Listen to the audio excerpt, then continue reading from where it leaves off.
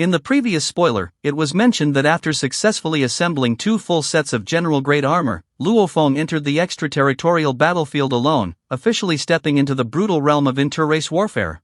This is a trial that every core World Master level member of the 5 major factions must undergo. Due to his fame, Luo Feng had long become a thorn in the side of enemy races. If he were to reveal his true identity, he would easily be targeted and besieged. To minimize the risk, Luo Feng chose to conceal his identity and operate under the codename Madman. It's worth mentioning that once a cultivator reaches the universe level, they can alter their skeletal structure to slightly change their appearance, even changing their skin color. For a world master like Luo Feng, disguising his appearance is effortless. Of course, those familiar with him could still recognize him by his aura. After all, every cultivator's aura is unique, and unlike his Masha clan clone, Luo Feng's human body cannot perfectly hide or imitate a different aura. Therefore, this disguise is only effective in environments like the extraterritorial battlefield, where no one has encountered him before. If there's no interaction, there's no recognition. Luo Feng first headed to one of the human race's 8 major logistics bases to enlist, and then followed instructions to reach the new recruit gathering point.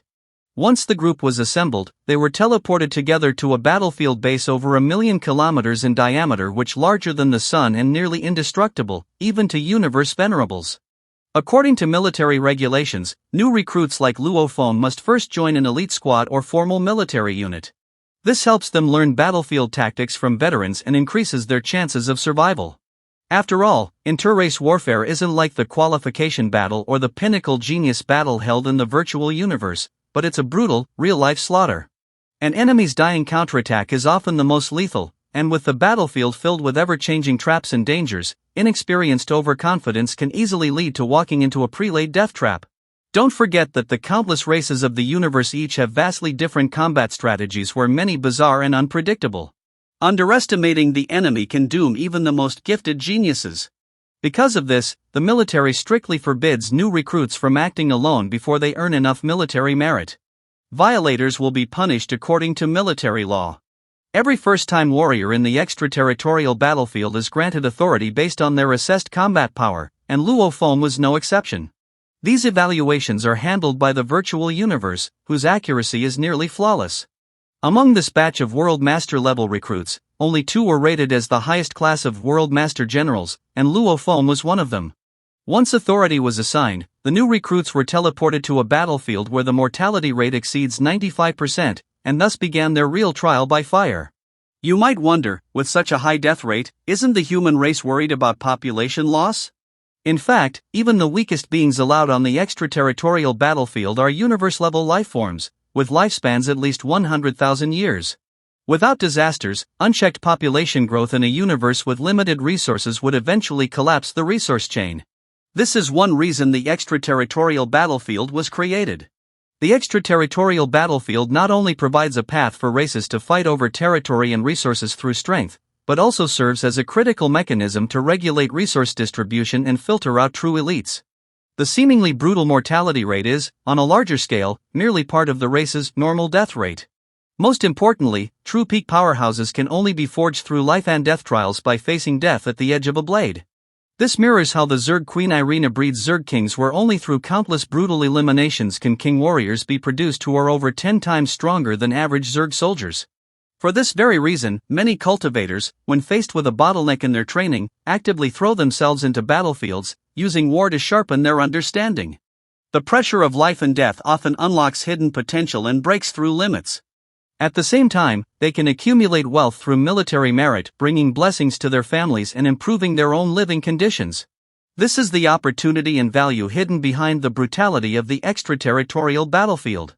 As newly appointed World Master Generals, both Luo Feng and Rock's strength was unquestionable, naturally attracting invitations from numerous elite squads. In the end, they chose to join an 8-man elite squad led by an immortal army lord. Notably, this squad was among the more powerful elite teams. Besides the captain, Taiwo, and immortal army lord, the remaining 7 members were all World Master General level powerhouses. This was exactly what Luo Feng had been looking for. After all, while he appeared to be merely a peak 9th tier World Master, his actual combat strength had already reached the level of a marquee immortal. If he were to join a weaker team, not only would his efficiency drop, but accumulating military merit would also become much slower.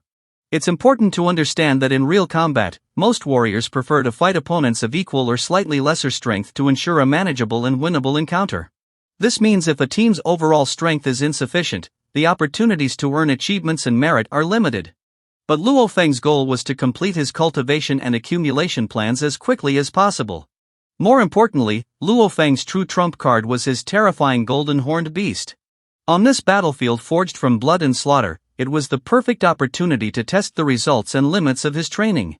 After submitting their applications and receiving practical battle knowledge on killing techniques, adaptability, and survival strategies, Luo Feng and Rock officially joined the war and embarked on their true path of conquest. It's worth mentioning that the extraterritorial battlefield itself is an immensely vast universe secret realm where its range comparable to a full universe nation, with the entire starfield designated as Warzone. As such, after traveling across the universe and flying for several days within the dark universe, Luo Feng's squad finally arrived at the combat zone chosen by their captain, Taiwo. Upon arrival, Taiwo immediately ordered all members to remain on high alert, ready to enter combat at any moment.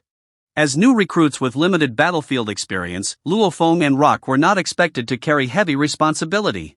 They were instead assigned as mobile members which primarily tasked with supporting teammates in distress during combat. What they didn't know, however, was that while Luo Feng's battle count might not rival that of the veterans, he had likewise faced real-life and death struggles multiple times, and had even killed powerful enemies far beyond his level on several occasions. Whether in the fierce battles of Blood River Continent or the near-death trials in Demon Mountain, his combat experience was far from immature as it may seem.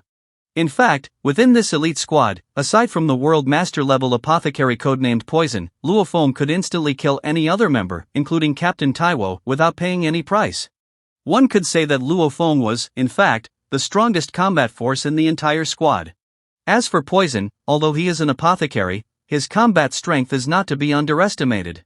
The special potions he concocts can bypass armor defenses and directly corrode the enemy's physical body, powerful enough to even threaten the divine body of an immortal army lord. Some of his toxic agents possess destructive power on par with top-tier spiritual attacks or illusions. Once afflicted, even the strongest willpower may not be enough to resist the effects. However, the strength of an apothecary has its limitations. The quantity of potions is restricted by both resources and time. The more advanced the potion, the rarer and more precious it becomes, making unlimited use impossible. Luo Feng, on the other hand, is completely different. As a spiritual master and genetic warrior. As long as he still has energy within him, he can continue fighting indefinitely without restrictions. Of course, every cultivation path has its own merits, and all can lead to the peak. But for an apothecary to achieve breakthroughs in both combat power and potion refinement is exceptionally difficult. After all, refining medicine demands vast resources. Without the powerful backing of the 5 major human forces, it's nearly impossible to rise independently. Poison's current accomplishments already prove his astonishing talent in the field of alchemy. While traveling across the boundless starfield, Luo Feng and his team remained highly alert. Just as the veteran members were joking and placing private bets on whether Luo Feng or Rock would earn more military merit, an unexpected crisis suddenly struck. The spaceship came under a violent surprise attack without any warning. By the time the ship's AI sounded the alarm, the assault had already begun. The entire E9 grade spaceship was instantly blasted apart, with only the lounge, made from F9 grade metal, withstanding the attack. This was the truest portrayal of the extraterritorial battlefield. Danger could arrive at any moment, without the slightest sign. On the battlefield, whether one can seize the initiative entirely depends on the quality of their detection equipment. High-level detectors can even detect hidden or shielded enemy probes, giving them the chance to launch a surprise attack while the enemy remains unaware. This is precisely why Taiwo was willing to pay a premium to have the ship's lounge built from F9 grade metal. You might wonder, why not just build the entire ship using F9 grade materials, like Luo Feng's Junimo spaceship? Wouldn't that be more secure? In theory, yes. But F9 grade spaceships are extremely expensive, where even many immortal-level powerhouses may not be able to afford one. Moreover, without top-tier detection systems, enemies can easily monitor all the movements of such a ship and even determine the power level of its owner. If someone of limited strength is seen piloting an F9 grade spaceship, it's basically advertising that they possess immense wealth, which would inevitably draw covetous attention, or even targeted ambushes. After all, following a normal growth trajectory, a world master like Luo Feng, had he not inherited Huyan Bo's legacy or been a key nurtured talent of the Virtual Universe Company, would already be considered very wealthy to own just an E9 grade spaceship. So if a world master, or even an immortal army lord, is seen flying an F9 grade spaceship, it's no different from shouting, "I'm a walking treasure vault." In that case, not attracting powerful hunters would actually be unusual. By comparison, lower grade ships are cheaper, and their loss isn't as painful. Meanwhile, critical components like a reinforced lounge can be carried separately and installed into another spaceship as needed, which improving safety while also keeping costs in check. This time, Luo Feng and his group were ambushed by an immortal-level powerhouse from the automaton race. Similar to the Zerg Queens, the automatons also rely primarily on controlling puppet armies as their main mode of combat. This means that each automaton warrior is effectively equivalent to a fully equipped army. Especially those among the automatons with great wealth, their mechanical puppets are so numerous they could form an entire universe-level kingdom. Thus, in battles of equal level, whether against Zerg Queens or automaton powerhouses, they are almost unbeatable. In particular, wealthy automatons, even if they are only at the world master level, can possess terrifying strength capable of slaying immortal beings. Moreover, the automatons represent the pinnacle of technology. They often hide in extremely distant and safe zones, remotely controlling thousands upon thousands of mechanical puppets to launch attacks. They are capable of intense long-range bombardment and can also command puppets in close combat, executing coordinated strikes from all directions, forcing their enemies into a pre-calculated rhythm of battle, and then defeating them one by one. This is precisely why automatons are so hard to defeat. Not only is it difficult for enemies to locate their true bodies, but even initiating a counterattack is nearly impossible, leaving their opponents on the defensive. Once the automaton takes full control of the battlefield's rhythm, their enemy won't even have a chance to retaliate and will inevitably be whittled down to extinction. Just imagine an enemy that can't be located or killed, yet can bring death at any time. How could one possibly win against such a foe? An opponent like this is enough to drive anyone to despair. Of course, executing such precise battle strategies requires more than just great intelligence. It demands top-level technological weapons and extremely durable puppet armies. In other words, no matter the race, only geniuses nurtured by a race's core forces have the potential to achieve the feat of defeating stronger foes across realms. In fact, only true core members are granted enough resources to build up such invincible power. After the spaceship was destroyed, Luo Feng and the others immediately rushed out of the lounge, maintaining high alert and scanning the surroundings, yet they found no trace of the enemy. Just as Taiwo was about to issue the order to retreat, a massive electric net suddenly rose and trapped them in a tight encirclement. Immediately after, swarms of mechanical puppets surged from all directions. Faced with such a well-executed ambush, Taiwo had no choice but to order an immediate breakout. However, the automaton race is fundamentally an intelligent lifeform, superior to humans in both tactical planning and coordinated combat. Once trapped in the combat rhythm set by their calculations, it was almost like stepping into a death trap. Attempts to break through were repeatedly blocked. The automatons had long since laid a Skynet trap, leaving Luo Feng's team no choice but to fight back. In order to disrupt the enemy's plans, the team had to destroy the incoming puppets as quickly as possible. Just as they began to feel a slight sense of optimism from their destruction efficiency, they failed to notice they had already stepped deeper into the enemy's trap. The initial wave of numerous E-grade mechanical puppets was merely bait, meant to lull them into carelessness and drain their will to escape. As the team became entangled in bitter combat, the enemy silently replaced them with fewer but far deadlier F-grade puppets. These F-grade units had far stronger defenses and were nearly impossible to destroy through brute force. Most despairing of all was that the team's two illusionists were practically useless in this battle. Remember, the automatons have no souls, making them naturally immune to soul attacks and illusion-based techniques. As everyone fought desperately and their only immortal-level teammate was being held down and even suppressed by the enemy, Poison quietly retrieved a vial of high-level potion, preparing to counterattack. Yet, unlike the others who were anxiously defending themselves, Luo Feng remained calm throughout, even splitting part of his consciousness to observe how the veterans handled the real-life combat situation. After all, if he wished, he could end the battle instantly. In fact, just the enormous body of the immortal star-eating grass alone would be enough to trap or even destroy all the surrounding mechanical puppets. And if he were to unleash the ninth form of the Yenshin armament using the power of his inner world, the Yenshin Golden Sword could slice through the void itself, unstoppable and unmatched. However, Luo Feng had not yet been granted permission to act independently, and he had no intention of revealing his trump cards prematurely. At this moment, he preferred to treat the battle as both a trial and an opportunity to observe.